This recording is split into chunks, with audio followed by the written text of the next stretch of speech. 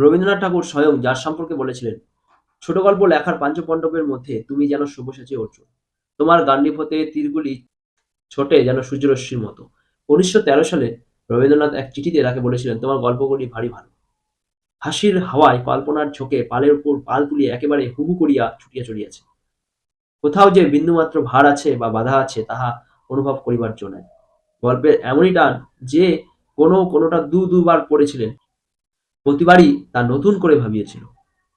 তার গল্পের শক্তি বিশ্বখ্যাত। চলচ্চিত্রকার সত্যজিৎ রায়কেও আকর্ষণ করেছিল।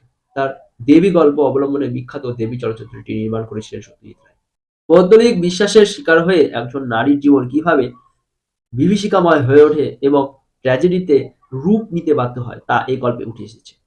এর মধ্যে দিয়ে তিনি সমাজচারের মানুষের বন্দিত্বের সমালোচনাও করেছেন, যা সে সময়ের অগ্রগামী মানসিকতা ও শক্তির পরিচয় বহন করে। গল্পটি সম্পর্কে সাহিত্য সমালোচক জগদীশ ভট্টাচার্য বলেন, দেবী গল্প রচনার পর ৫০ বছরের অধিক কাল ধরে বাংলা ছোট গল্প অনেক পথ অতিক্রম করেছে। কিন্তু ছোট গল্পের সর্বাঙ্গীন বিচারে এর সাফল্য উৎকর্ষ এখনো অনতিক্রম্য বলে মনে হয়।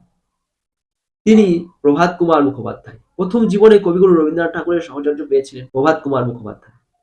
প্রভাত কুমার মুখোপাধ্যায় ছিলেন রবীন্দ্রধারার সার্থক উত্তর সাধক।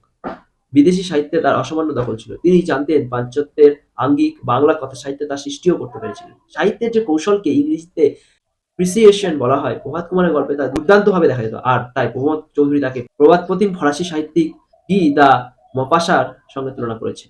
প্রভাত কুমার হলেন বাংলা গল্পের মোপাসা। জ্যোতিরিন্দ্রনাথ ঠাকুরও একটি চিঠিতে প্রভাত কুমারকে লিখেছিলেন, বড় বড় ফরাসি গল্প লেখকদের গল্প অপেক্ষা তোমার গল্প কোনো অংশে হীন নয়।